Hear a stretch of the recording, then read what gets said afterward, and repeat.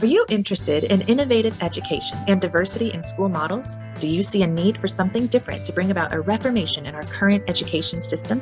If so, then you've come to the right place. Join us as we discuss what's trending with unconventional learning models, including microschools, homeschool co-ops, creative learning centers, hybrid school models, and so much more. I am your host, Delina Wallace, president and founder of Wichita Innovative Schools and Educators, also known as WISE. This podcast, Wise and Otherwise, explores what our local hub of education entrepreneurs are doing in Wichita. We will also explore and offer brief introductions to the many local and national organizations that support innovation in education. Welcome to Wise and Otherwise. Okay, hi, I have Kim Stringer with me today. Kimberly is with Kreative Kids Faith Academy in Wichita, Kansas, and we've known each other here about 3 years, I think it's been. Kim, thank you so much for being on this show. I call it a show, the podcast. So good to have you. Thank you. I appreciate it. Thank you so much. Yeah.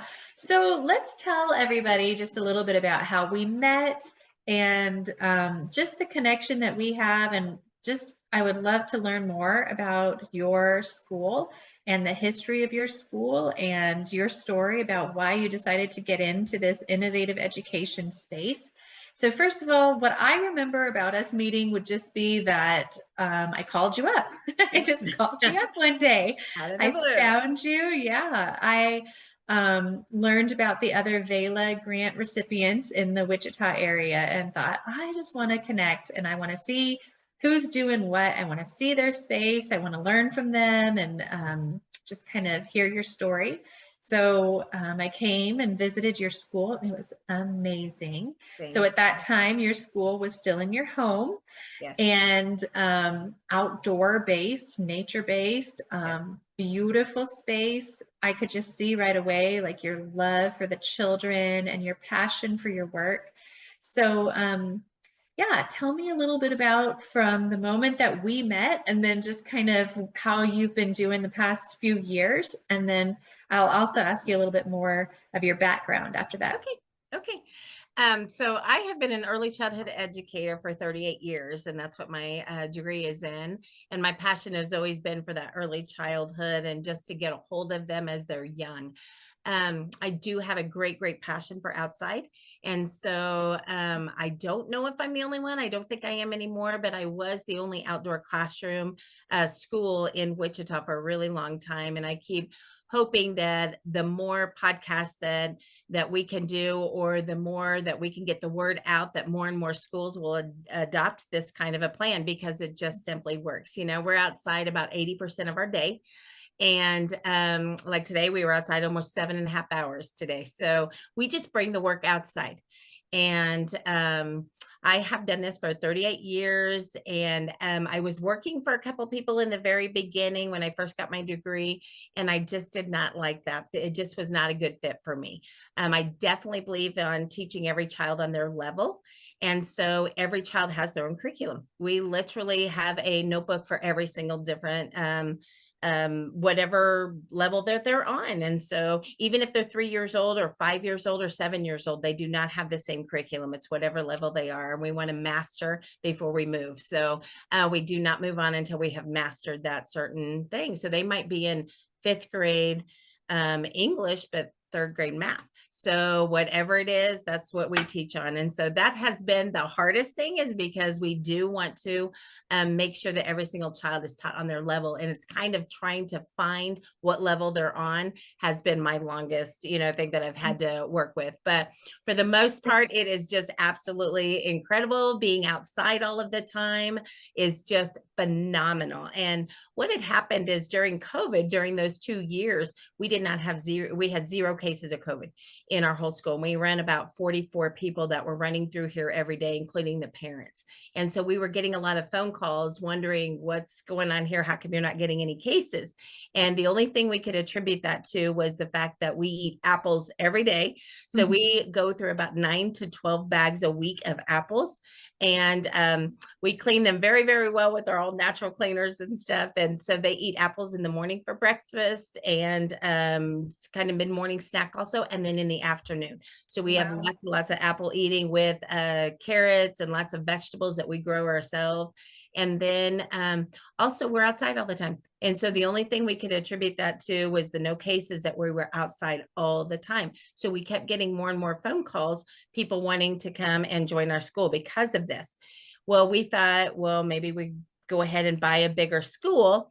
And we did. We found an incredible, beautiful, beautiful space, a 5,600 square foot, beautiful building that we love so much. And we spent about 9 months trying to get it licensed with the state of Kansas, because anytime you have children under the age of 4, you have to be licensed. And that was our biggest, it was such a challenge. It was so challenging with the fire department, the state fire marshal, and just the state of Kansas themselves with the KDHE. And so we finally got that licensed, and we were over there for about a year, a little bit over a year and a half. And we just did not realize how much energy that was going to expel from us, going from a double car garage with our small, it's a backyard and it's plenty of space for us here, but going to a 5,600 square foot building just wiped me out big time. And I kept asking for help from the parents, and they were so busy with their own lives that they just simply could not. And so I just could not sustain, 7 days a week of working there, and did that for almost 2 years, about a year and 9 months, and finally decided we were going to go ahead and sell that and move back home. So we are now back home. And we're actually very, very happy to be back home. Yeah. Our numbers, we love the smaller numbers. So I actually have the school age children down in my basement. So we were able to open up that space where I did not have that before. So I have the entire basement for my school age. We are going to put in a restroom downstairs so that it is a totally separate space. When we do split, we are kind of like a one-room schoolhouse. So we like to engage all of the children with all of the different ages. But when there is time that we need to split to do projects, we're working on all of the books of the Bible and the states right now. And so we are splitting for the school age classroom. But when we're outside, we're all outside together. And then we're also getting ready to put in a complete black wrought iron fencing around the entire property so that the kids can utilize the whole entire front and backyard. So we're very excited about that. Just revamping the whole yard. We were in a garden tour about 6 years ago with the Sedgwick County Garden Tour and the 4-H garden tour, and we had so much fun. We had almost 1,000 people go through our yard because they'd never seen a school classroom set up like this. So we're revamping everything to kind of go back into that type of a feel where there's different centers set up everywhere and just beautiful with lots and lots of flowers. And the kids don't want to move. We had considered possibly finding another space that was maybe half that size, just so I could live in my own home and have that separate from my school. But the children don't want to move. They simply do not want to move. They want to stay right here. And so we thought, we are a 501c3 school, and we want to offer to everybody a free or greatly, greatly reduced education, because I believe that money is the number one stress for families, and I'm trying to take that away from them. So like if they wanted to come in and help with the yard, they got half off tuition or 75% off that week. Or if they want to do the grocery shopping that week and I give them the list and the money, they get 50% off of tuition or whatever. So we want to do kind of, that is what we're thinking. And if I go and purchase another building, that doesn't make sense. Our overhead is going to be into their scholarship funds. And so we've decided we're going to go ahead and stay put right here, and we're just going to make it absolutely beautiful. So that's where we're at. Beautiful. It is. I've seen both of your locations. But I have to say, there's something about the in-home school experience. It's just beautiful and comfortable for kids. And you've got such a natural space, that indoor and outdoor. And I love, if we can go back to a little bit, I love how many accommodations you make for each individual student. It is just mind-boggling to me. It blows me away that you're able to do a truly individualized curriculum for each student. I know that takes a lot of time. I know that I think you've shared with us before in our WISE group that you will take a whole week and you will just devote all the time to doing that. So tell me a little bit about what that looks like, a little bit more. They have their own notebooks. I've seen them on the shelf, and they each have their own name. So tell me about that. And then I'd also love to see like a little rundown of your typical day. Okay. What's it look like there? So we also teach Spanish and sign language here. And so my co-teacher, Edna, she teaches all of the Spanish, and then I do all of the sign language. We also are faith-based. That is so important to us. And so every single thing we do, we start our day with prayer. The kids learn Bible verses according to every letter that we are on. So like right now, this week was letter Q. And so they know every single Bible verse from last year's 26 letters and all the way up to letter Q this year. So these are 3-year-olds all the way through 3rd grade, and we're already at 38 or 39 Bible verses just using song and sign language. So I use a lot of that and movement for them to be able to do that. We do have some special needs children that have some learning disabilities, so we're able to meet their needs also. And I think that's because we are so small and that one-on-one attention with them. It takes me a good solid week to get their curriculum together. Because of teaching 38 years, I have a lot of resources. And so I have to kind of get to know those children. That first week of school is when I'm kind of getting to know them and bringing out a few samples of things, and find out if they are auditory or if they are tactile learners, or, do they learn by sight, or do they learn, different ways like that. And so I try to incorporate that first semester. I try to use every sense I can. And so many children have a lot of hard time with sensory, different things like that. So we make sure outside, when they're outside, that there is cement, there is sand, there is mud, there is water, there is fake grass, there's real grass, there's mulch, there is every single sensory thing you can possibly get your hands on, just because that grounds them. And then we do allow the kids to go barefooted. We do. We have places, they have their own water bottles, but they also have a place to put their shoes. So if they want to be barefoot all day long, they can be barefoot all day long. And yeah. Man, the Wallace family would fit in very well there. My kids never have their shoes on. Yes, and I don't either. So I'm the worst example of shoes. And so we're a messy school. I allow the kids. My biggest philosophy is that it's cleanable. And if it's not, you shouldn't be having it anyway. So we're very, very big on that. Very big on of course, the outside, and just very, very messy, and just allowing the children just to explore. We believe that the children have to engage in our world every day. They have to go by our schedules every day. And so we have created a world for them. This is their world. They get to, if they want to take their flashcards, or they want to take their book over to the table or in the pergola, or they want to go sit on the swing, or they want to sit on a hammock, or if they want to go play with the bugs over underneath. We have one little guy, he keeps saying he's going to be an entomologist, and he's 4. And so he wants to flip up every single rock that's in the front yard and find all those bugs, and last week he caught a little wood roach off of the tree, and Miss Edna cannot do bugs or anything, and so he's, Mrs. Kim, I feel so sad for people that don't get to play with roaches. And they're kids. They get to be kids. We are in no technology school, so we do not have any technology. Every once in a while, if the kids ask a question that I don't know the answer to, we will Google something on my phone. But other than that, we don't do any technology whatsoever. We believe they can get enough of that at home, and we're kind of like Little House on the Prairie, Yeah. So what does the typical day look like when kids arrive? And then when do you do kind of the sit down book work? And then how much of it, I know they're outside even when they're doing their book work, but how much of it do they have freedom to just go and play? And then when do you redirect them and say, okay, but let's work on some math, that sort of thing? So we have a lot of freedom here.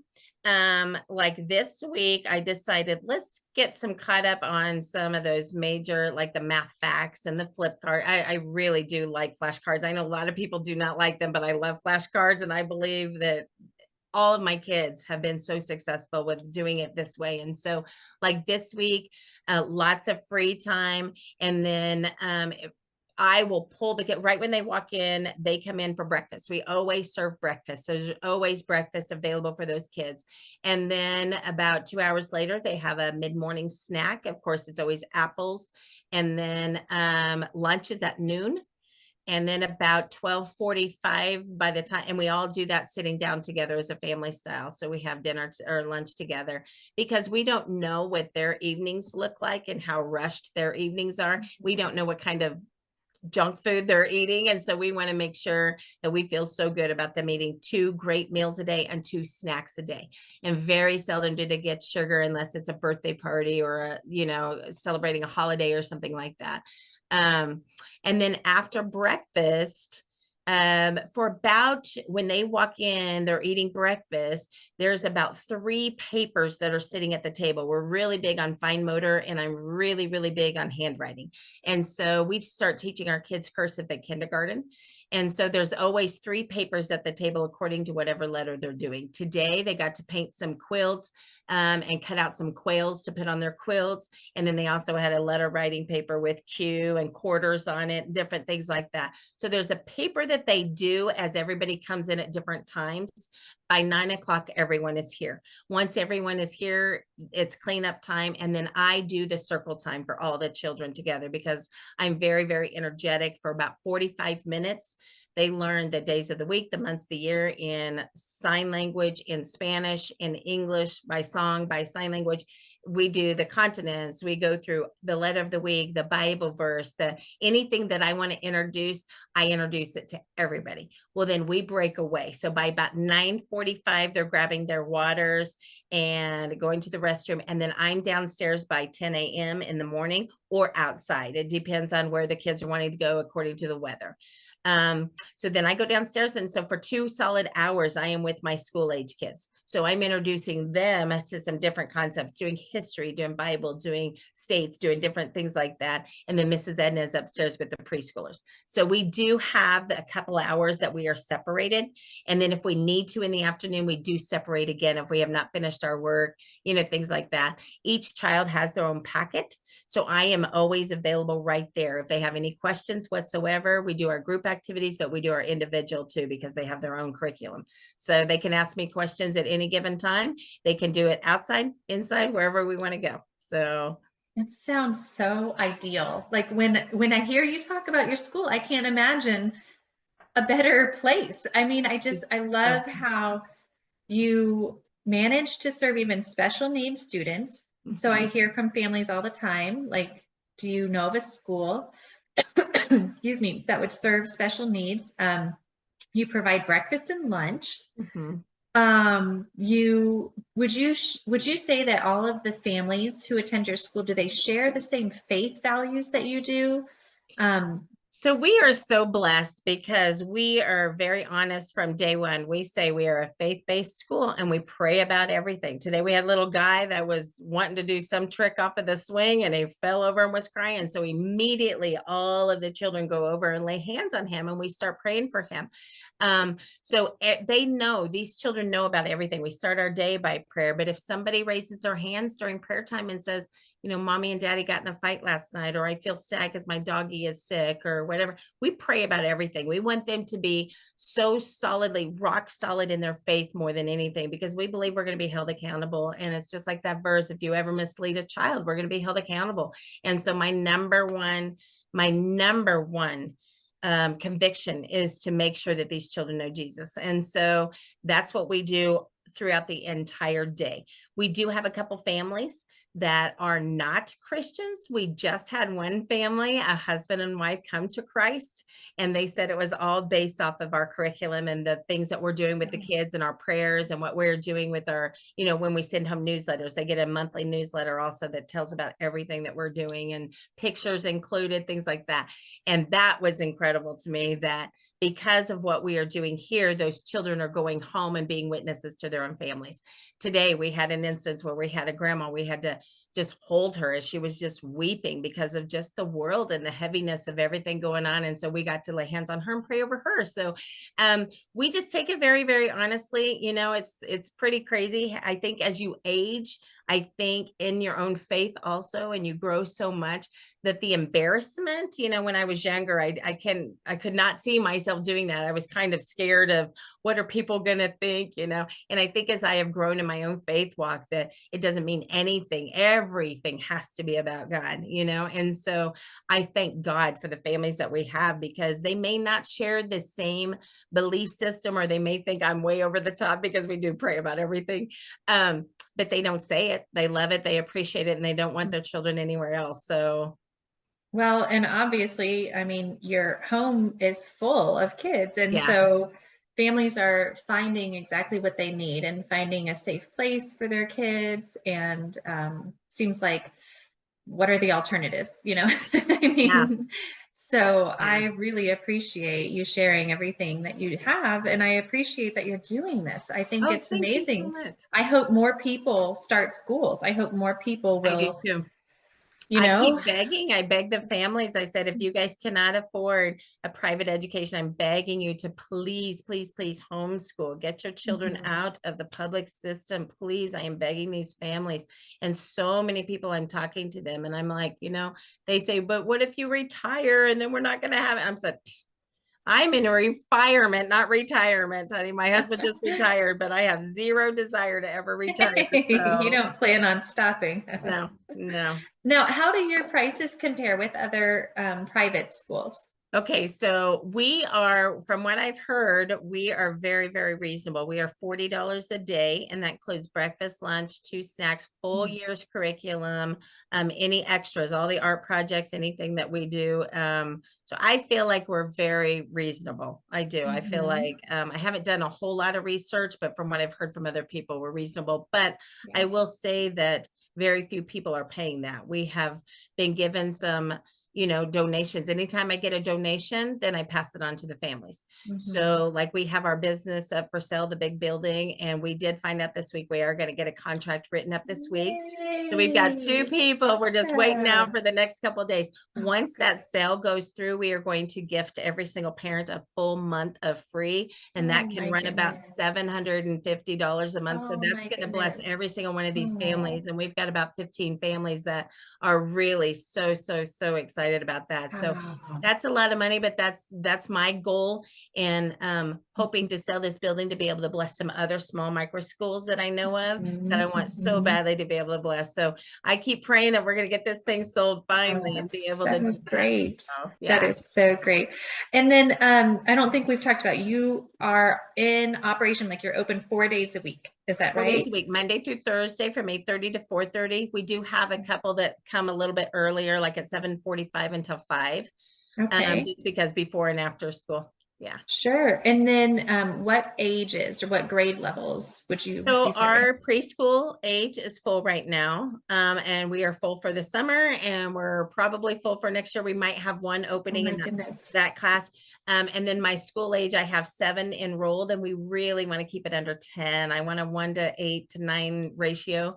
So Hmm. yeah, You have pre-K up to what's the highest fifth grade grade, level? fifth grade. Fifth And then we grade. will send them to somebody else because those hormones start flying. Like, no middle school, Yeah, no middle you school. have the sweet years. Yes, I want those. Well, that's incredible. Well, Kim, let's so as I'm trying to highlight some of the different educators and school founders in the Wichita area, I also just want to give everyone an idea of what our network is like, what our WISE group is, and how it has been supportive in each of our lives and in our schools and our businesses. So I'd love to hear from your perspective what it's been like to be a part of the group, because you've been a part of it from day one. Yes, I love it so much. I was so blessed that you came by that day. You just blessed my heart so much. Um, your effort that you have done to bring everybody together just as a collaboration has been the most incredible, rewarding thing I think I've ever been a part of. The fact that we share each other's ideas and that I feel like I can glean from other people has been so, so important. Like, I'll look at something that Candace is doing or Molly is doing or what, or you guys are doing or something, and I'm always scoping out there, well, what did they do this week? Or, um, is it Devin? Yeah. And Mhm. so different people like that. And I just want to see, I want to see so many more schools come together just like this because we're not in competition. There's something for everybody. And I've sent people over to Candace. I've sent people to other people that just maybe it's not a good fit. And that's what I love. I think the most of all is that I don't feel this need to compete or to be better than somebody else. I've got my program and somebody else has their program and their program, and we all can't reach 500 miles, and so I love the fact that we are like little house on the prairie people just planted all around Yeah. the prairie, and Yeah. everybody gets to be reached. And I just love that so much. Yeah, it's been great. Well, I've so enjoyed getting to know you. We're so blessed to have you in our community. And thank you again for Oh, your you're welcome. services for the families in Wichita and your encouragement to all of us. Thank Thank you. you so much. Thanks for all your hard work. Okay. Thanks.